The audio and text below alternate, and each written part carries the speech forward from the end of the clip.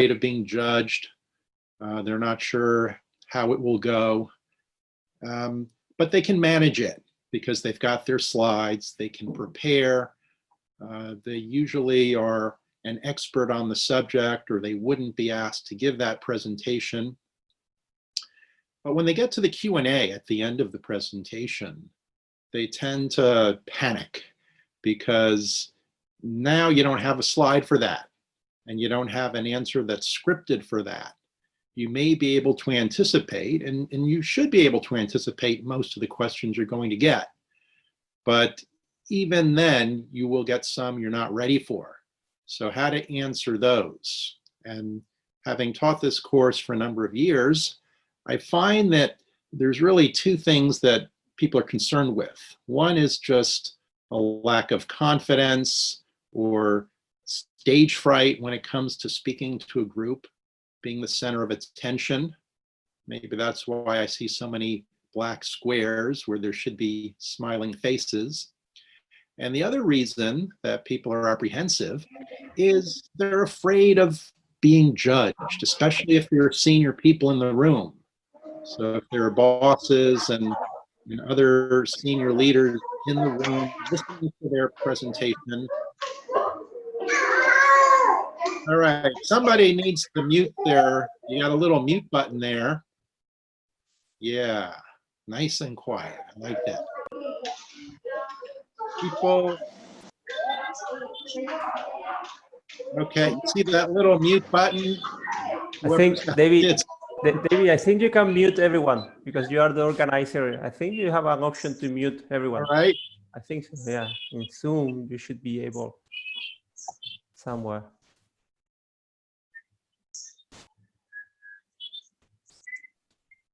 Yeah. I don't want to mute myself. I don't see that right away. Thanks, yeah, Javier. I think you mute all, but we can still hear you. No problem. Well, I like to have other people able to talk. They don't usually, but it's nice to have the opportunity. Yeah, but we can still mute ourselves manually. Yeah. Yeah. Yeah, that's what I was hoping. All right, so as I was saying, my second point is if there's senior people in the room or other experts or just other people, we may be very self-conscious about how we're going to be perceived.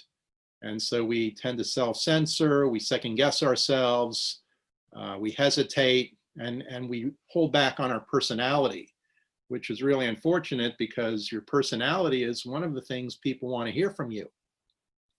So if that is you, if you feel any of these things, then this is probably a good course for you to take. I'll go through the contents generally before we get into the slides.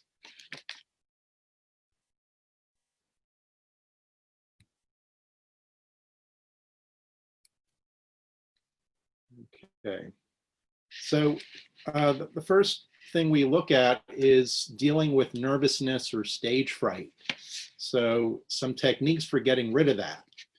And there are a lot of books that talk about this, and they tell you reassuring things like it's just a physiological response, you breathe a little faster, maybe your palms sweat. But none of this is really useful because they're trying to give you some logical advice for an emotional problem. And you really can't address an emotion with logic. That's not how people work. Sorry, are you sharing your screen? Now I'm just speaking face-to-face. I'll share the screen when I've got some slides. Now I'm just giving you a general overview of the course. So here's a quick tip, an easy takeaway. If you feel nervous when you're speaking to a group, try to reframe that. Instead of saying, I feel nervous, and don't take the advice that you usually get, which is, I can do this, I've got it, I'm not nervous, because you're lying to yourself. Your body knows you are nervous, so it's not going to work. Instead of doing that, tell yourself, this is really exciting. I get to talk and influence people I work with, people who are important to me, people who are looking up to me, looking for me to add value. This is a great opportunity. It's a thrill. I don't get to do this every day. Now, will your body believe that? Well, there's a good chance it will, because your body doesn't really know what the feeling is. The butterflies in the stomach, the nervousness, the sweaty palms. You're assuming it means you're nervous, but it could mean you're excited, because when you're excited, you feel the same way. And if you're able to think that, then you may relax a bit. So some of you may like going on a roller coaster or going on a haunted house, even though you scream your head off, even though it's very frightening for you. You're terrified the whole time, but as soon as it's over, you say, wow, that was great. A lot of fun, let's do that again. Because you're framing it as exciting. There's a very fine line between fear and excitement. So instead of telling yourself, I'm afraid, I'm nervous, tell yourself this is exciting. And that might help you a bit. The other thing we learn when it comes to dealing with the stage fright is how to project confidence. Okay, who is not muted? Is that Susan? Okay, Susan's muted now. Okay, thank you. The other thing we'll cover when it comes to dealing with stage fright is projecting confidence. Confidence is one of the key qualities in business. In fact, you know, as an American, a disappointed American, I look at Donald Trump and I wonder, how does he do it? How did he get elected? And really, I've never seen anybody with so much confidence. The guy is supremely confident, and that will get you very far in business and in life. So the top people in the organization, I dare say, are confident. And in order for you to feel good about yourself and be perceived favorably as a strong candidate with management potential, you need to project confidence. So we'll look at some techniques. In essence, fake it till you make it. So that even if you don't feel confident, you can look confident and people will treat you as if you're confident.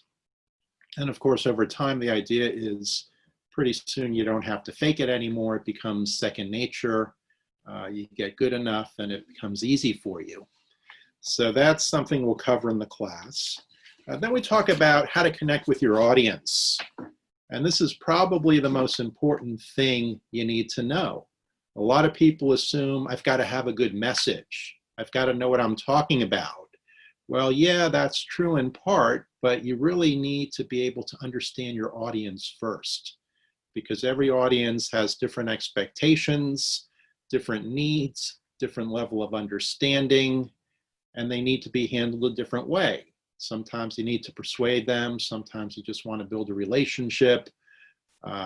It depends on your objective and how to address the audience. So we talk about things like the voice, the body language, creating the right first impression, and projecting confidence to help you connect with your audience. Then we talk about developing the message. And you may think, well, wait a minute, I thought this was about impromptu speaking, where you don't get to prepare your message. Your mind works incredibly fast. It doesn't take more than a couple of seconds, maybe even less than a second, to figure out what your message is or what your main points are. So that's something we look at, some simple formulas for crafting a message that people will remember.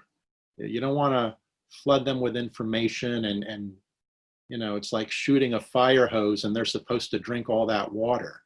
There's no way they can do it. You want to give them just a sip, just a little bit that's easy for them to handle, that encapsulates the essence of your message. So developing the message is something we'll spend a lot of time on in the course. And then we talk about how to prepare on the fly, because even though you don't get to prepare impromptu comments in advance, you can do it in a few seconds or split seconds as you're collecting your thoughts.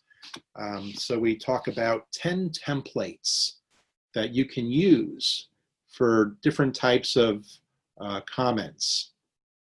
So some of them might be something like cause and effect, which is good for engineers and technical people. Another one might be a chronological sequence, past, present, future. People need to understand where they were, where they are, before you can show them where they're going. We'll talk about problem, option, solution. This is probably the most common template in business. This is the problem. These are 3 options that might solve the problem, and this is my recommended solution.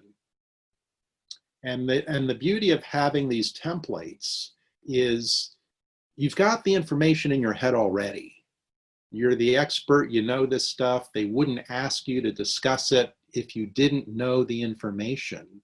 The question is, how do I take all that I know and choose what's the important part that they need to know, because they don't need to know everything I know. What do they need to know, and how do I convey it in a way that's clear so they understand it, and memorable so they have the information. They may not make a decision today. They may make a decision weeks down the road, but they need to remember your message. In fact, if you think about advertising, TV commercials and print ads, a lot of times there's just a few words they want to drill into your head because they know they can't tell you everything that you need to know. For example, here's one you may remember. When Apple produced the first iPod, the little music players, which is now just part of your phone. At the time, it was a breakthrough. You know, very portable, that held a lot of music. There's a lot of things you can talk about with a product like that. You could talk about, you know, the colors and the design. You can talk about the functionality and the features. But what Steve Jobs said was, this is 10,000 songs in your pocket. 10,000 songs in your pocket. And that's powerful. It creates an image. People remember that. And that's really all you need to know. Unless you're a software developer or an engineer, you don't need to know all the technical stuff, all the specifications, the performance. You just need to know that that rack of CDs that I have in my room, which is massive and very heavy, I don't need that. All I need is this little device. I can carry it around. 10,000 songs. I don't even know 10,000 songs.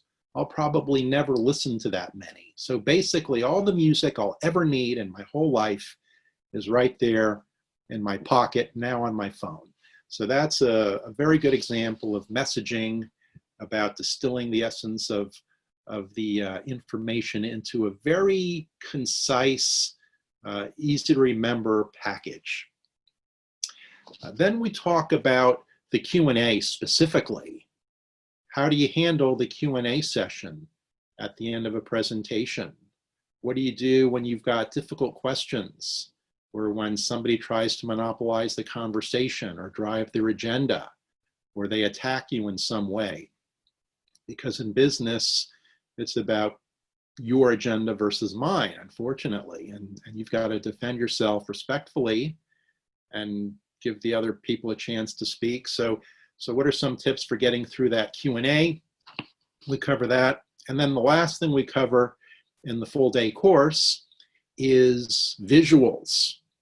Now, when you give a presentation, you've got slides, and there's a lot of stock photos you can use.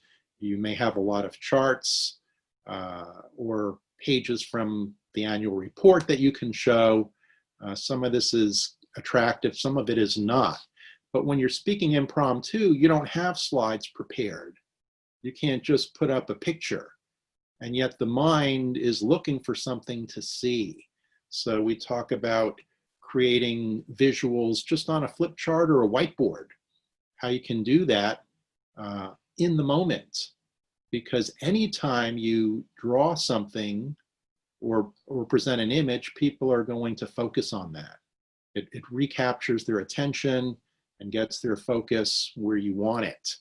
And we also talk about creating mental images by using certain words or ideas so that even though you don't have a slide, people can have a visual in their own head, which is very powerful. So that's the full course. Now I'm going to go back to the slides and share some specifics so that at the end of this session, you will actually have things you've learned and can use.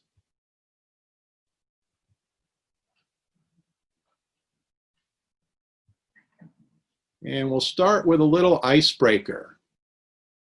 And this is something you can do in the chat section.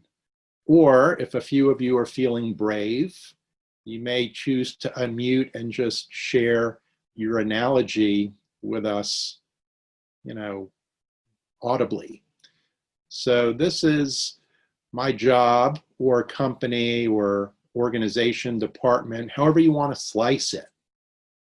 My job or company is like what? What's an analogy for your company or your work? And then because, why is it like that?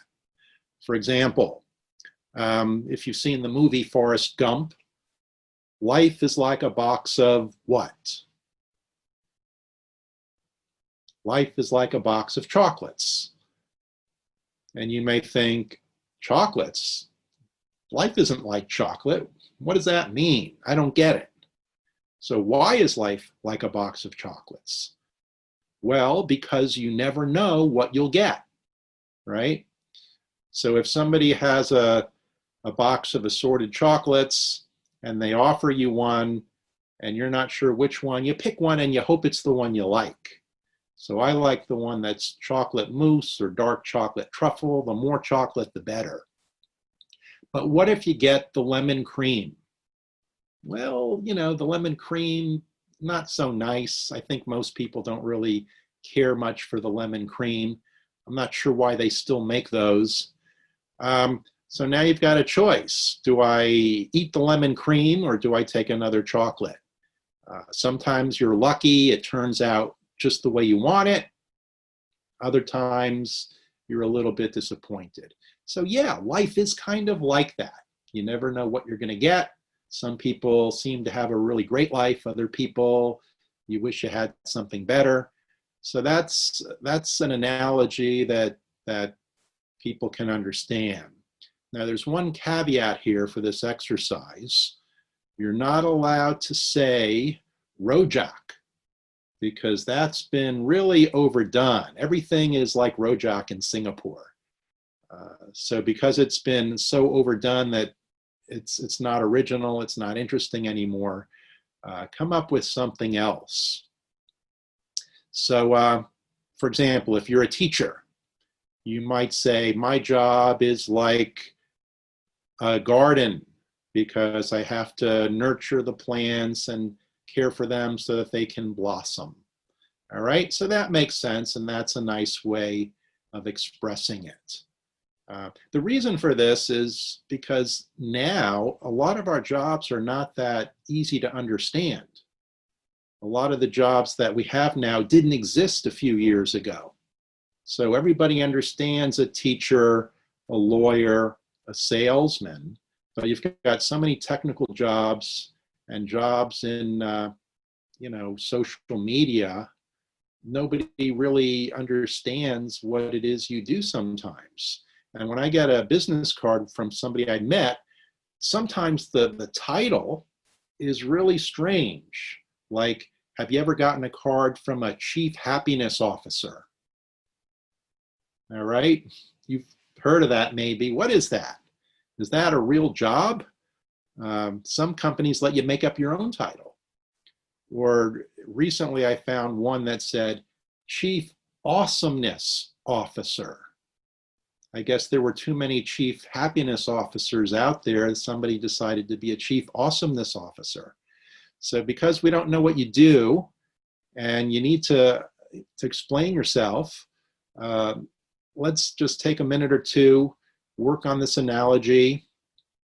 My job, my company is like what? Because why? And then I'm going to look in the chats and see if anybody has shared an idea already. Okay, I see one from Jenny. Life is like a big playground.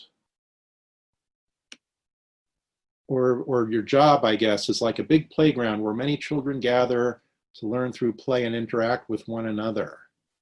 I'm not sure what your real job is. It could be a good analogy. Another one, Derek, my job is like Mary Poppins because everything that happens must be prim and proper. Okay, some jobs are like that. My organization is like Groundhog Day. We keep going through the same thing over and over again. I think a lot of us probably feel like that, very colorful. My organization is like a battlefield that's fighting among each other. I'm not sure what the rest of that means. I think a lot of workplaces are probably like that. Like a library, because everybody is quiet and does their stuff quietly. I think a lot of offices are like that now in the COVID era. A nursery looking after the seedlings. A theme park, because there's so many things going on at the time, screams, laughing, tears. That sounds like an interesting job. I wonder what that is. My organization is like a cult because you'll be addicted to your product. I wonder what your product is. Nicky the Cat Man. Maybe you can share that. A massive garden beehive where everybody comes and goes all the time like busy bees. So here's one that says what their real job is, I think. Childcare teacher. Communicate with children, parents, staff, overwhelming, and very noisy.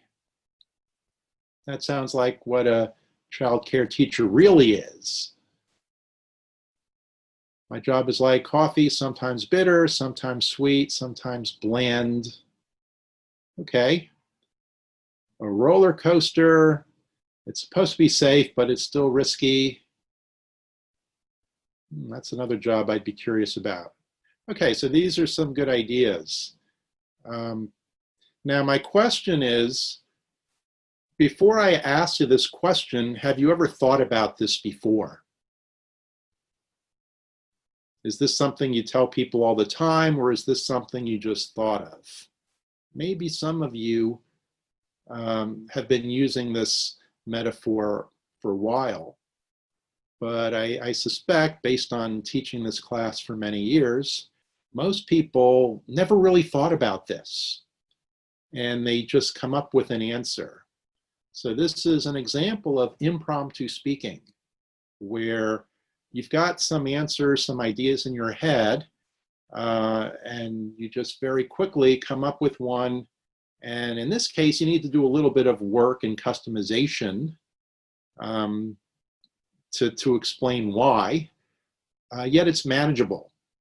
So you've passed your first test in impromptu speaking.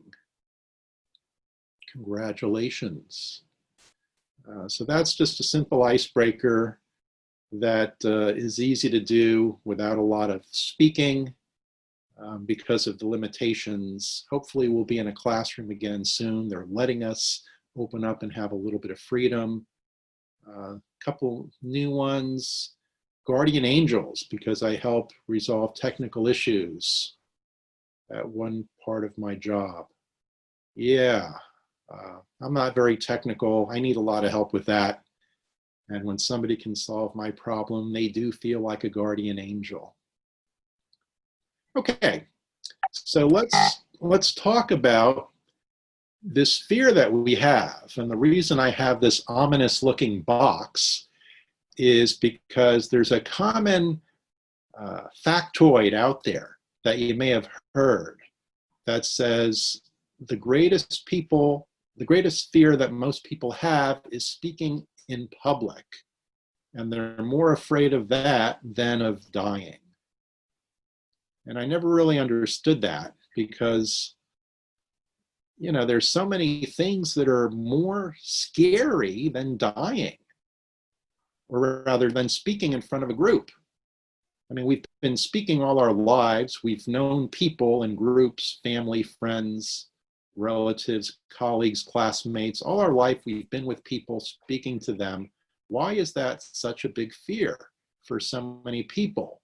What if you get a letter from Iris saying, come in and visit us, bring all your receipts, we want to talk to you? Or when your doctor says, sit down, I have something to tell you. Or when the police call at 3 a.m. and you're the parent of teenagers.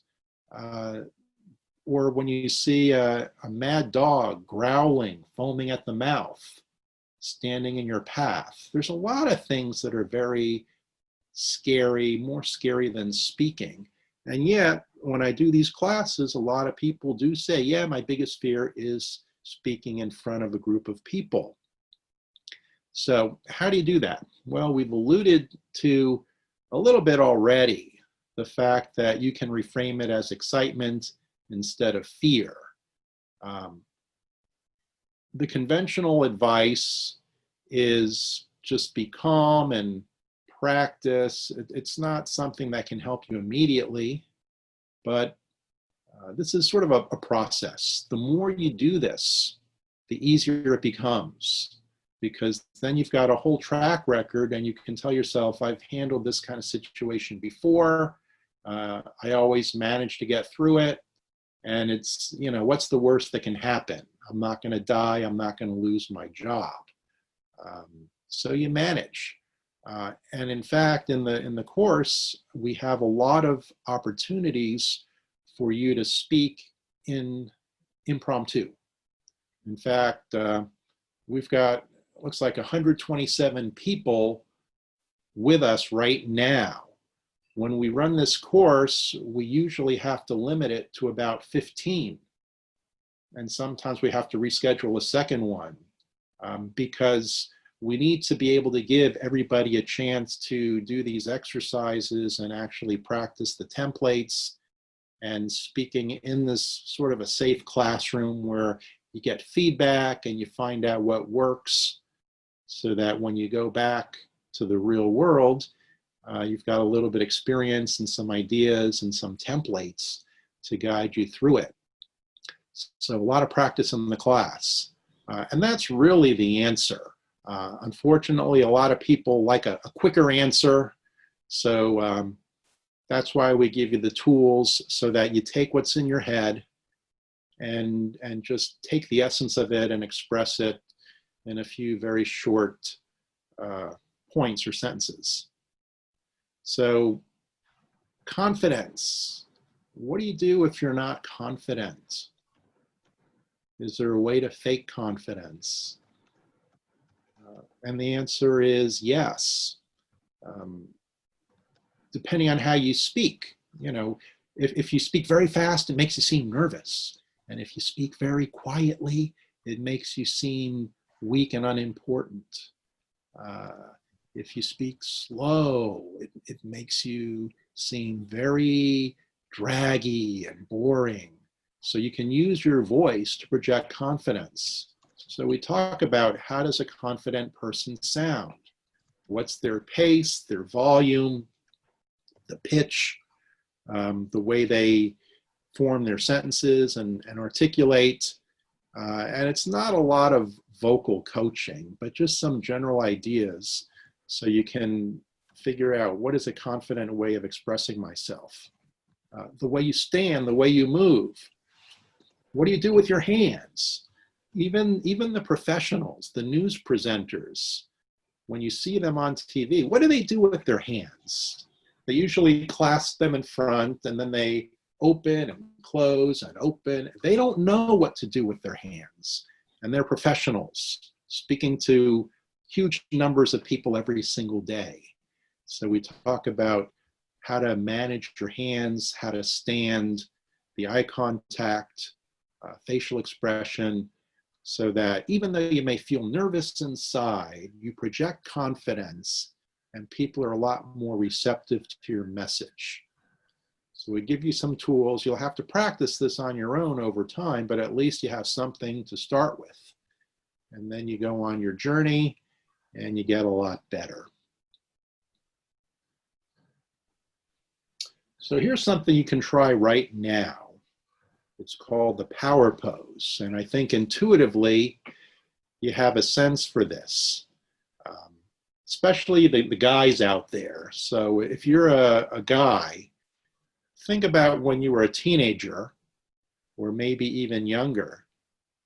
Did you ever have a parent or a teacher who would tell you stand up straight, shoulders back, stomach in, chin up?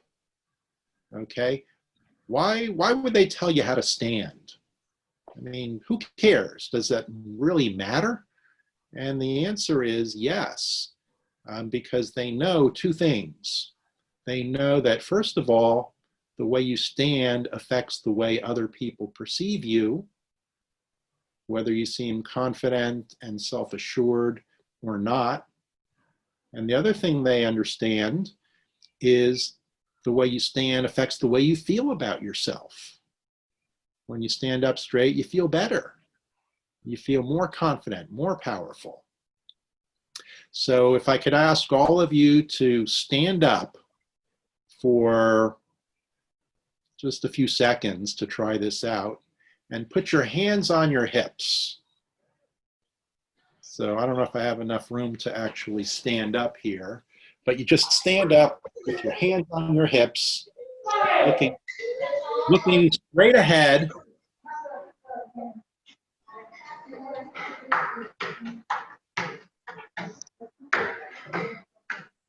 So imagine you're Superman or Wonder Woman.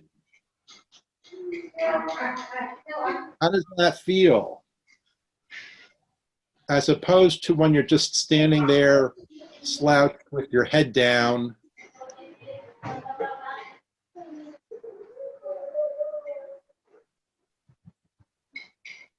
Okay, I think most people would say it feels better when you stand like a superhero. So there was a study done recently. All right, we've got somebody's kids trying to join the party.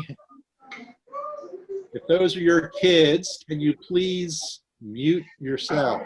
I'm not sure who this is, but I'll trust you to do it.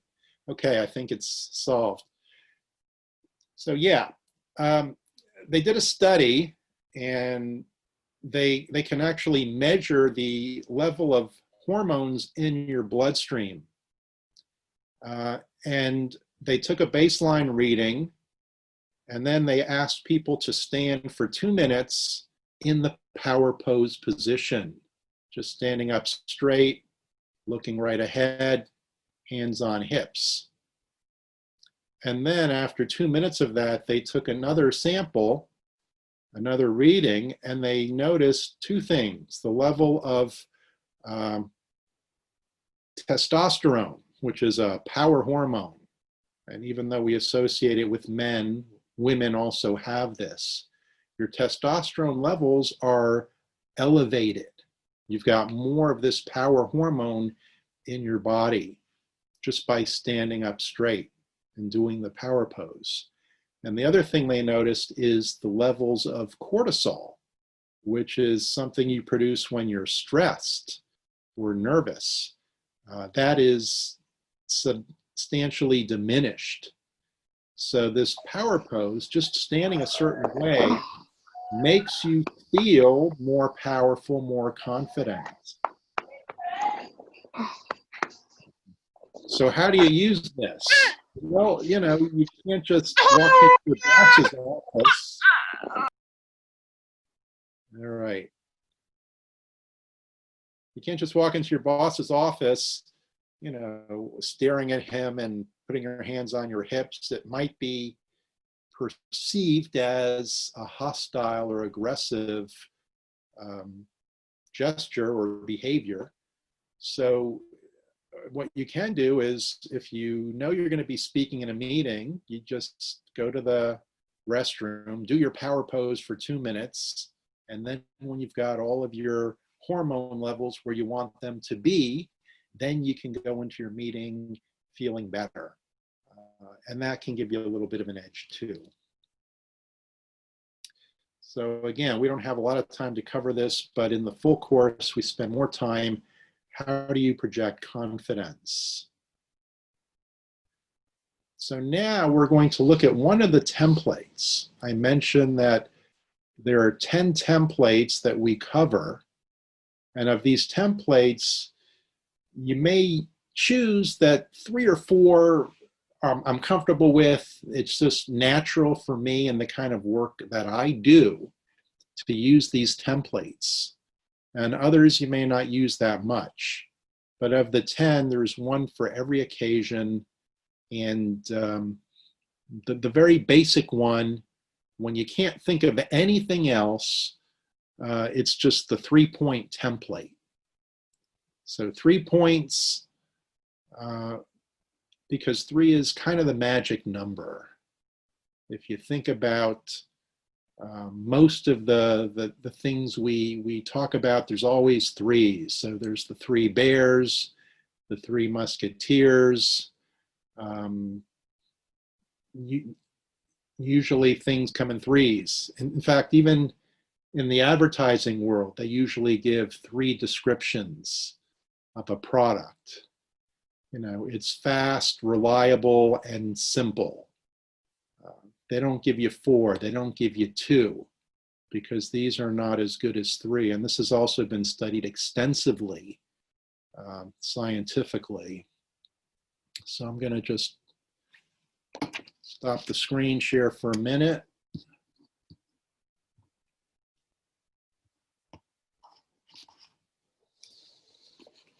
Okay.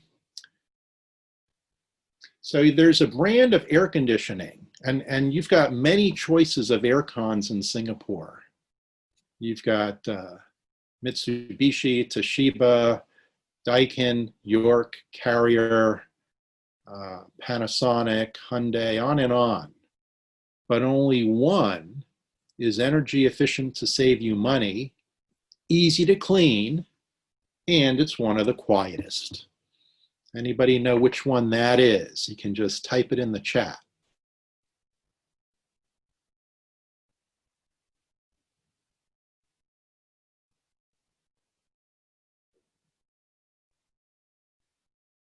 You see Daikin and Mitsubishi. Mitsubishi, Daikin. Listen, I watch Channel 8. I don't watch it, but it's on in the house. And I see the Daikin commercial. It's very annoying. And I don't think they have 3 things. I'm seeing a lot of Mitsubishis. That's the one. It's the Mitsubishi Aircon. Now notice the 3 things they say. Energy efficient to save you money. Is that 1 or is that 2? I mean, they're kind of related. Let's put that aside. Energy efficient to save you money, easy to clean. Does anybody care if it's easy to clean? Probably not, because I don't know anybody who cleans their own aircon. You get the flyer in the mailbox, the guy will clean them all for $99, and you call him. And you don't care if it's easy or difficult, you just want it clean, you pay him, and he leaves. And then the third one is one of the quietest. Now, I don't know if it's really that much quieter than any other one. They're all pretty quiet now. But of these 3, or maybe 4, they don't tell you if it keeps the room cold, right? I mean, that seems like it would be important. I think they assume everybody knows it keeps the room cold, but in addition, it's got these 3 things. But let's go back to that first one. Energy efficient to save you money. I think it's really 2 in 1, but they didn't want to have 4 because 4 is not good. So they took 2 and they combined them into 1. But depending on your audience, remember we said the audience is the most important variable. Let's say you're talking to a bunch of, retired people in the heartlands. They're probably not concerned about energy efficient. They want to save money. They're a lot more cost conscious. But if you're talking to a group of, maybe generation X or Z or whatever we're up to now, they're probably more interested in the environment because they're going to be around for a long time and they want a safe environment, and they're willing to pay a little extra for that. So you can fine-tune your message depending on who the audience is. But Mitsubishi wants to do it all, so they put both of them together. They take two, they combine them into one, and then they give you your three things. And because they've got these three things, everybody remembers it. And I mean, how many other air cons do you really remember much? The other one is Daikin, and you remember that because the commercial is just so annoying, you can't ignore them. Maybe a good strategy, but I'm not sure what I have. All right, so this idea of the 3 points,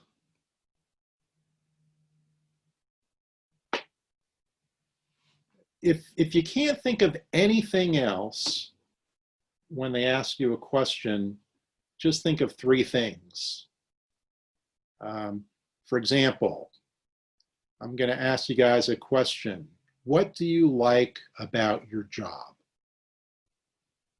There are a lot of ways you can answer that.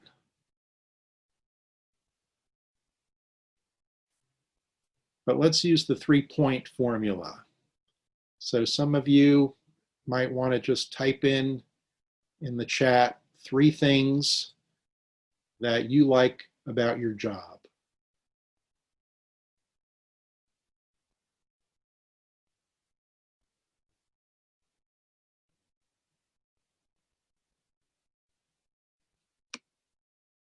Anybody? Nobody likes their job? Okay, welfare boss colleagues. That sounds like a good job.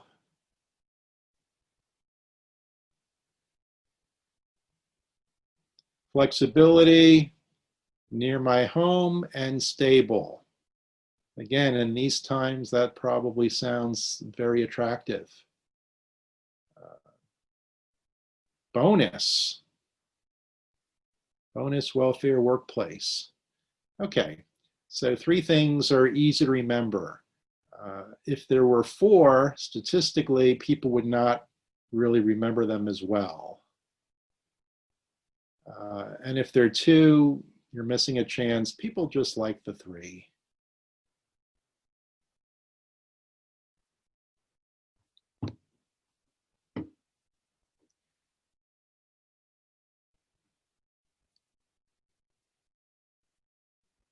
Okay, meaningful, can help others, and use my talents. I think that's the ideal kind of work that people want to do. They want to contribute, they want to use what they have and have a purpose or meaning. Inspire, amazing leadership, driven culture, good colleagues, stable, and rewards. Okay. Okay.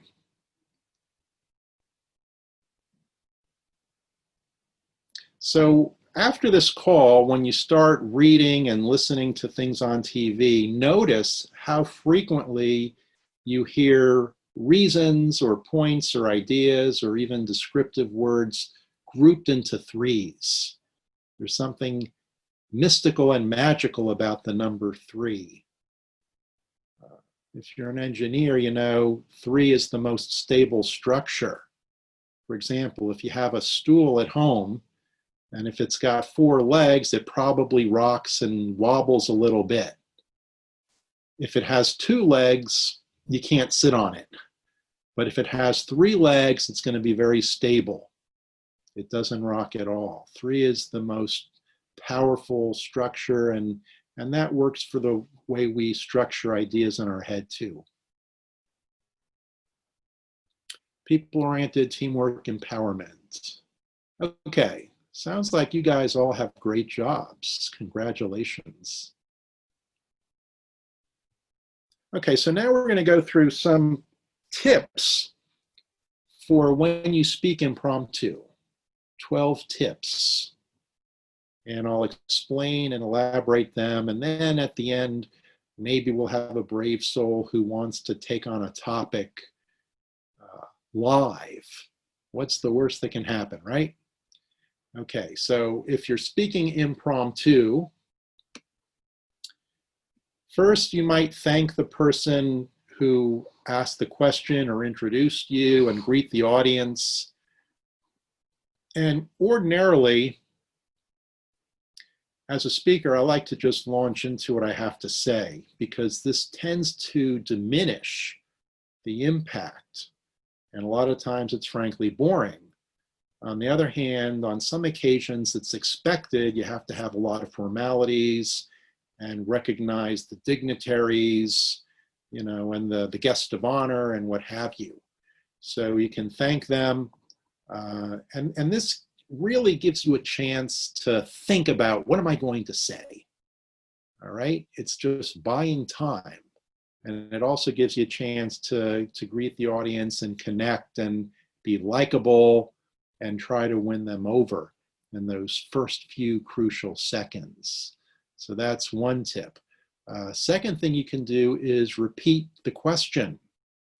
Now, if you're in a big room and somebody asks a question, the people in the back may not be able to hear the question. But then when they answer the question, they use the microphone and everybody hears the answer, but you didn't hear the question.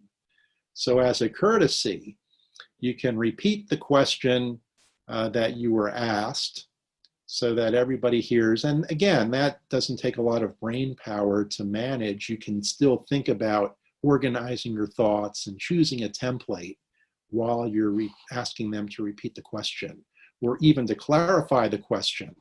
Because a lot of times when they ask a question, it's sort of not well organized, not that clear, and you want to help craft it so that it's something you can answer more effectively. The third thing, and this is really a step beyond the second point, is redefine the question. So you're not just clarifying it, you're asking a different question almost. For example, if you're a journalist and you ask a politician a question, a lot of times the politician will say something else. They're going to drive their agenda. They may not really address your question. And they do it all the time because most journalists are not going to argue with them, hey, that wasn't the question I asked, please address the question. So they get away with it. But if your boss asks you a question, you have to be careful how you redefine it. You've got a certain amount of leeway, but you can't go too far afield because your boss isn't going to be fooled. And he or she will say, you know, that is not what I asked you. The fourth is think about a structure. If I'm going to be answering a question, it could take quite a while.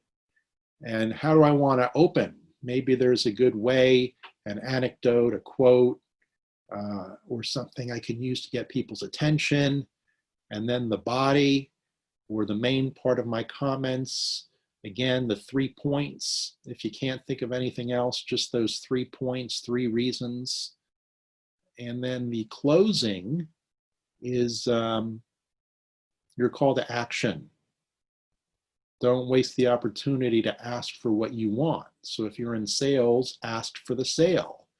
If you're in an internal meeting, ask for them to approve your plan or whatever it is you're asking for.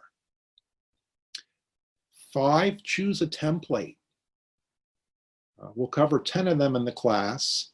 So you might think about, you know, is this something that's good for a problem option solution? Is this something That would be good with a pro and con kind of structure. And sometimes you can even mix and match them.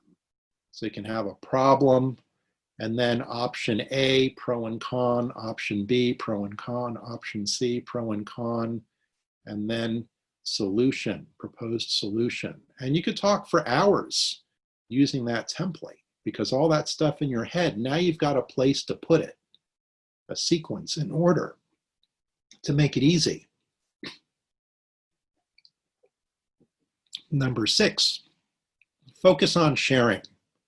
A lot of times we make it more difficult than it needs to be because we're worried how we're going to be perceived. What if I say something wrong? Instead, just focus on, hey, I'm sharing these ideas, my experience with my colleagues. It's for their benefit. They're going to appreciate what I'm doing. No need to take it too seriously. All right, you're not on trial. You're not on the hot seat. You're just there as a resource to help them, to add value. So when you think about it that way, it makes it a little more relaxed and easier for you. Don't forget the passion. A lot of times in business, we get caught up in the data and the logic, but a lot of the most effective speakers, in fact, I would say all of the most effective speakers, use passion. They get people enthusiastic. Even a guy like Steve Jobs, who was not the most exciting guy in the world, you can sense the passion when he speaks. You know he loves his work, he loves his company, he believes in what he's doing. And when you speak with passion, enthusiasm, conviction, it makes you a lot more convincing, and people tend to listen a lot better. Number 8, tell a story. I've got a whole course on storytelling. Some of you were in that preview yesterday. In business, sometimes we call a story a case study. People want an example. People want to see how it works, something they can relate to. Don't just bombard them with numbers and data. Number 9, this is probably the most important one of all. Give a partial answer. Let's say they ask you a question. Your boss might say something like, Carolyn, why don't you give us an update on that project that we assigned you last month? And Carolyn is thinking, uh-oh, I haven't done anything. Can you say that? I haven't done anything. I don't know the answer. You don't want to say that. I mean, you must have something you can say. So a partial answer is better than no answer, because life is complicated. Nobody knows everything about everything. So share a bit about what you do know. So in that example, Carolyn might say something like, well, boss, I've been thinking about it. I think I've got the problem clarified. I've put together a team, and we're having a meeting tomorrow afternoon, and I'll have more to bring you up to date with at that time.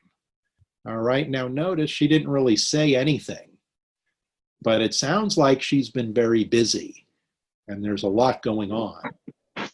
So then she gets on the phone and she calls people and say, you gotta meet me tomorrow, we gotta talk about this. All right, so partial answer is usually good enough because nobody really has the whole answer. Number 10, stay informed. Know what's going on in your company, in your industry, in your geography, in your subject area.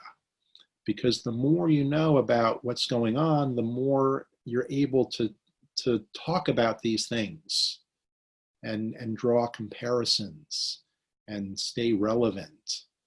So if you have no clue, sometimes you read about people who have been, on an expedition camping, and they come back and they just find out this COVID thing's been going on for months.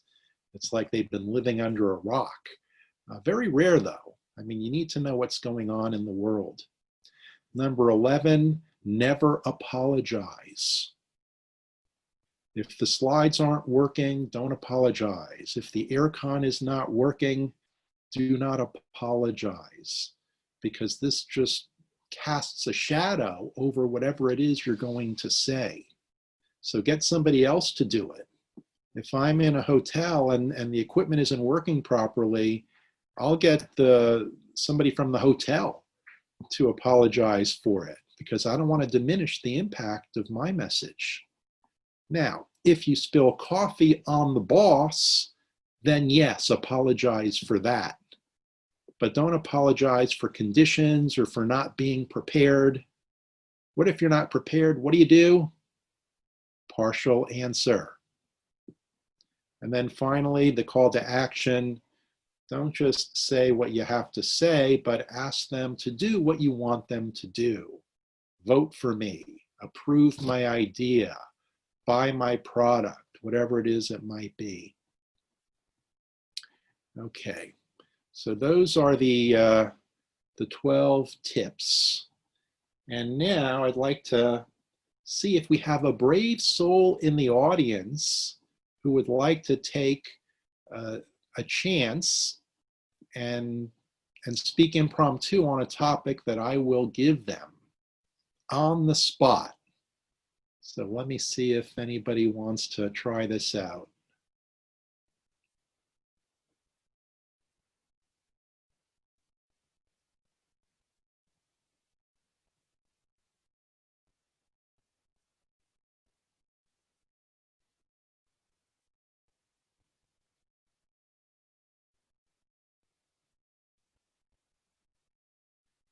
Okay, I see we got a lot of shy people. That's all right. I'll go through an example for you. All right, let me I'm going to put up the whiteboard in a second.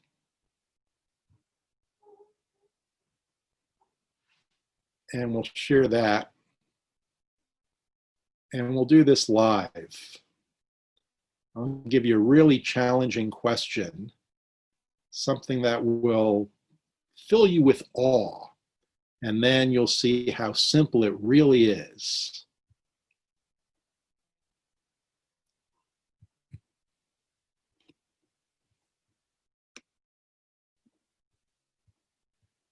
Okay, so I've got the whiteboard here.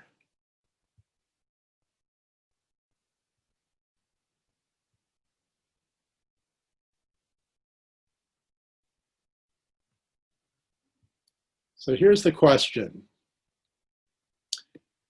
Now imagine somebody asks you this question. What are the greatest challenges facing Singapore as a nation?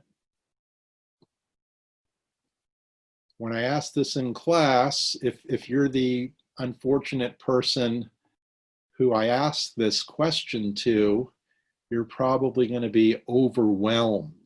So I stopped asking it. I'll just use this as an example. So let's see, how would you answer that question? Now, all of you have lived in Singapore for probably your whole life, or at least a while.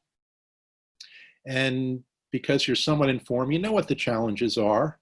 So let's put some things that we could possibly talk about. Education is one. It's always a concern. Social welfare, healthcare, total defense, racial harmony, staying competitive in business,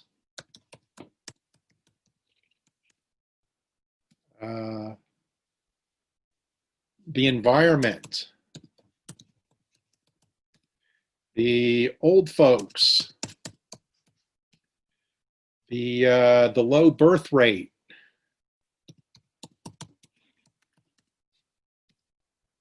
the economy, always important. Okay, and now, of course, the big one, you can't escape it, COVID. All right, so anybody can pick some of these topics. And it doesn't, I mean, there's no ranking that these are the most important ones, but these are all arguably important things that are affecting us. So now you want to, you're not going to talk about all of them, right? How many are you going to talk about? What's the magic number? Magic number is 3. Okay. So yeah, we've got another one, security threats. It could be military, it could be cyber. So of all these, you just pick 3. So you might say, well, elderly and young people too. So you can lump those 2 together and talk about demographics. The demographics in Singapore are changing.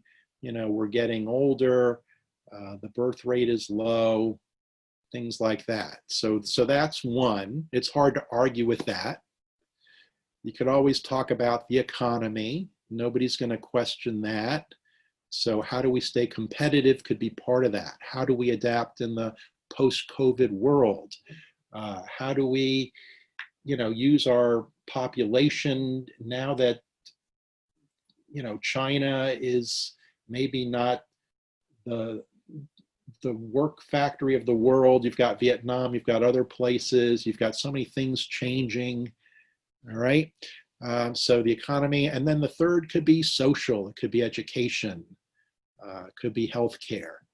Now, chances are anybody who's listening to you will say, yeah, I agree with 1 or 2 of those. I might say environment should be number 3, but all right, arguably social issues. Nobody's going to really fight about it. So you identify 3 of these. And then once you've got your 3, and you can do this in your head and it will only take you a few seconds, you could probably come up with 3 things about demographics or about the economy or about social welfare. And then you can talk about pros and cons. You know, immigration might be a way to deal with the changing economy. What are the pros of more relaxed immigration? What are the cons? And you could really spend the whole day talking about this, even though you haven't thought about it at all until you were asked, because you've got all this information in your head. You're using a simple structure, 3 points with subpoints with pros and cons, or problem, option, solution, whatever templates you want to use, and you can spend the day talking about this.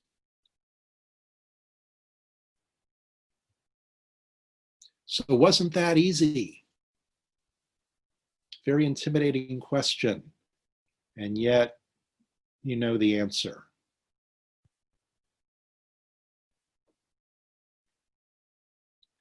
All right, at this point, I'll just open it up to questions.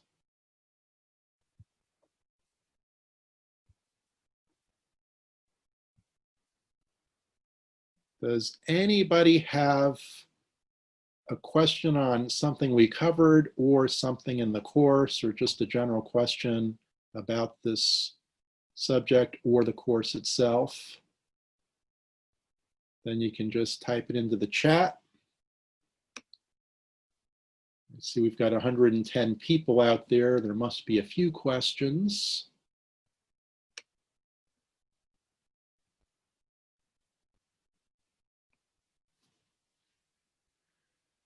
All right, tell you what, while you guys are thinking, let me just share a couple of other slides about Aventis and how to sign up for the course or find out about other courses. So Aventis has been doing this since 2008. I've been with them most of that time, at least 10 years. And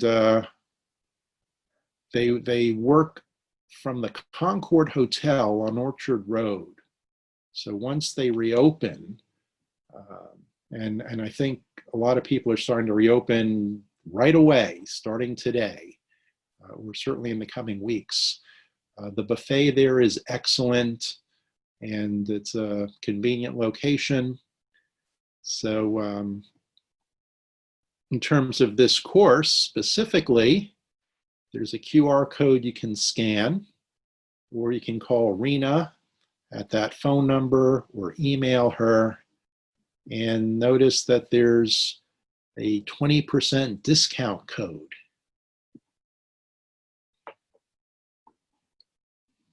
And I think they're going to send you a follow-up email right after this, asking for feedback. So if you have any questions, then you can certainly ask.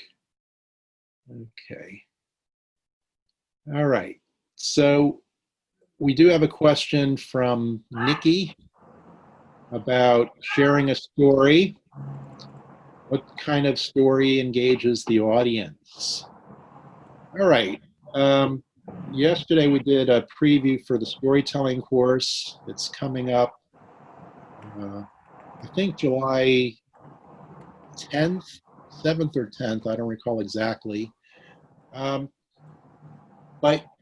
the stories that engage are generally the stories that you've personally experienced or that you have firsthand knowledge of. You know, sometimes it wasn't you, it might have been something that happened to a friend or a colleague, but you can speak authoritatively. I like to say that the two most important qualities are passion and authenticity. So if it's happened to you, then it's from your heart. It's something you are enthusiastic about. You can speak with conviction. The emotion appeal is very strong. And then the other thing is authenticity. You don't want to tell a story that isn't believable, that doesn't seem like it's from you. It's got to be something that people will say, yeah, that sounds like you. I can see that happening. All right. Don't, you know, in Asia especially, people like humble. You don't want to tell a story that's about how great you are and how much better you are than anybody else. You want to tell a story about a mistake you made or a problem you had that you overcame, or a crisis you overcame. So that, I mean, that's what movies do. That's basically, they leave you a cliffhanger and then you want to hear the rest of it. So that's, in a nutshell, the kind of story you'd want to tell. Question from CT, a situation that one is still unable to answer question. Can we say get back to them? Yeah, there's a few things you can do, CT. And I hear some rumbling, somebody's not muted. You can check and make sure you're muted.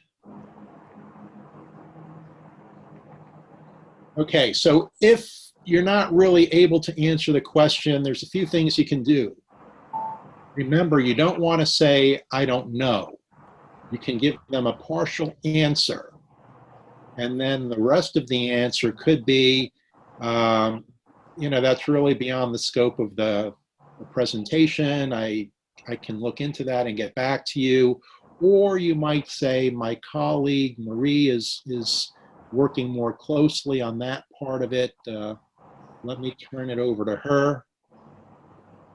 Or you just give them a little bit of insight so that they know you're on top of it and get back to them later. The one thing you cannot do is just make up something, because now people can Google it and before you get to your next sentence, they know you're wrong.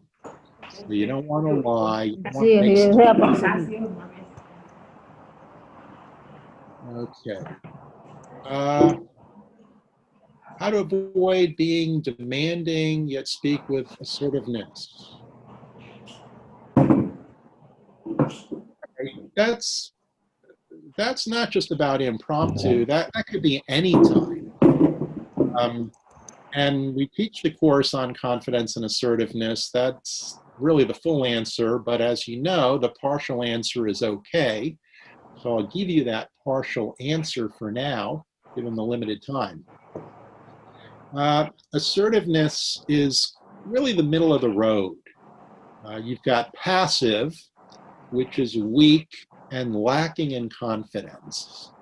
And you don't want to be that person, ever. The other extreme is aggressive, where you would be, as you said, too demanding or too authoritative, such that people feel intimidated or put off by it. But assertive is just being able to express yourself clearly and directly and confidently, and also politely. So it's about being yourself, but not sounding weak. So you want to speak clearly, not too fast, not too soft, and friendly. The one thing people don't do enough in business is smile. They're too serious, but it's a human business. No matter what you're in, if you're in a bank, you're not in the money business, you're in the people business. You work for an oil company, you're not in the oil business, you're not in the energy business, you're in the people business. And people need to be treated with care, and they like a smile.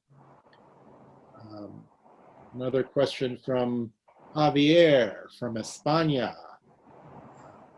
Some cultures, like the US, most people are confident speaking in public, while others not so. Is it the education system? All right, somebody needs to mute themselves. Okay, the education system, that's probably part of it. I know a lot of Singaporeans send their kids to overseas universities if they could afford it. And it isn't just the top schools, it's not just Oxford and Ivy League. A lot of them could be fairly average schools, but I think the reason they want them to get the foreign education is because it is a different environment and people are more outspoken and it could be confident. The myth is that Asians are not as confident as Westerners. The fact is, globally, probably between 5 and 20% of the population are assertive and confident. So even if you say Asia may be on the low side, closer to 5%, in the West, maybe closer to 20%, both of them are still very small numbers. So education is part of it. A lot of it is just the culture. We mentioned that in Asia, humble is a lot more highly prized. In the West, it doesn't seem to be as valued. There's more of an emphasis on the individual. In fact, people have been asking me, because I've been living here for 20 years, but I'm from America, they think I've got some insight. They ask me, what are the main differences in terms of values between East and West? And over the years, I've thought about that.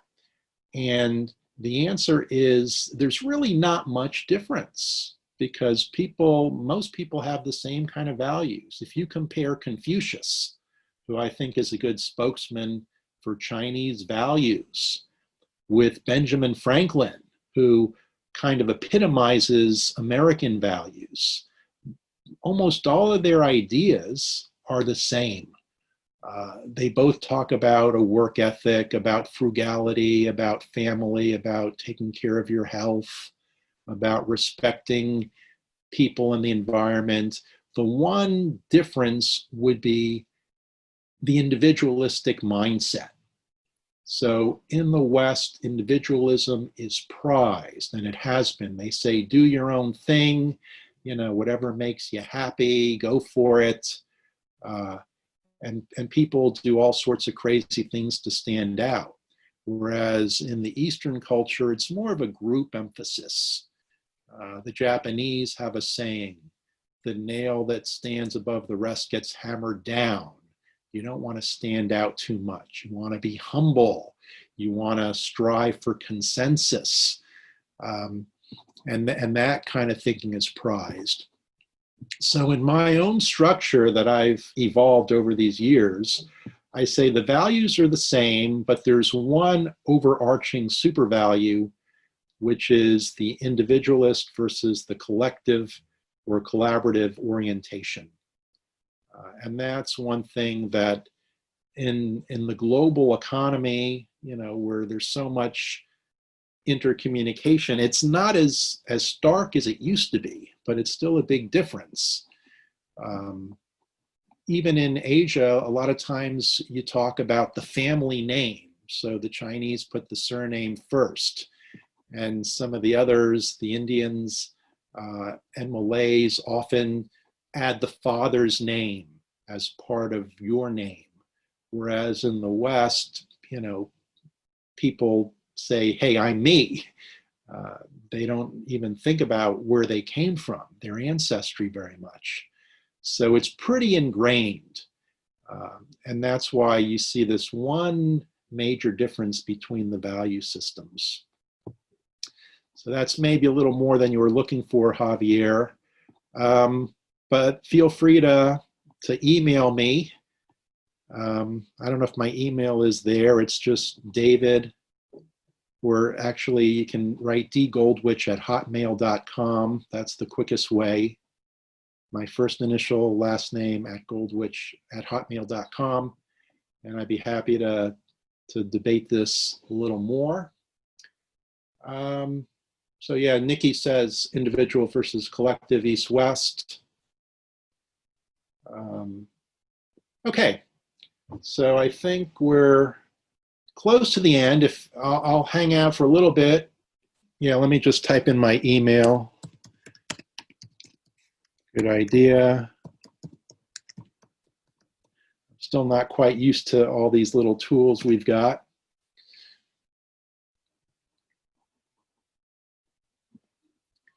All right, so unless I see another comment or question in the chats, we'll wrap this up in a few seconds. So I hope to see you guys either at this course or one of the other courses, maybe virtually, hopefully live in the classroom sometime in the near future. I'm thinking that because people have been cooped up for months and they've been tired of Zoom meetings, that people are finally going to want to go for training and learn from other people, hopefully in a live setting. Thank you, David. Very nice. All right. Thank all of you guys. I appreciate your interest. Hope to see you soon. Don't forget to send your email. It's not there yet. Will do. Okay. Thank you. Thank you, David. Okay, let me just type the email in. Yes. Because somebody's got private here. Oh, no, you have to send to everyone. Yeah, so let me see if I can change this to everybody. All right, everybody.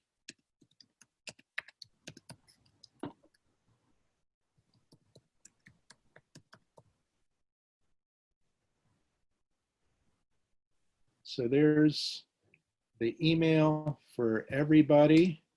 Now, yes, questions. Yes. Now we got it, David. Yeah. Okay. All right. Very Great good. to meet you guys. Have a great weekend.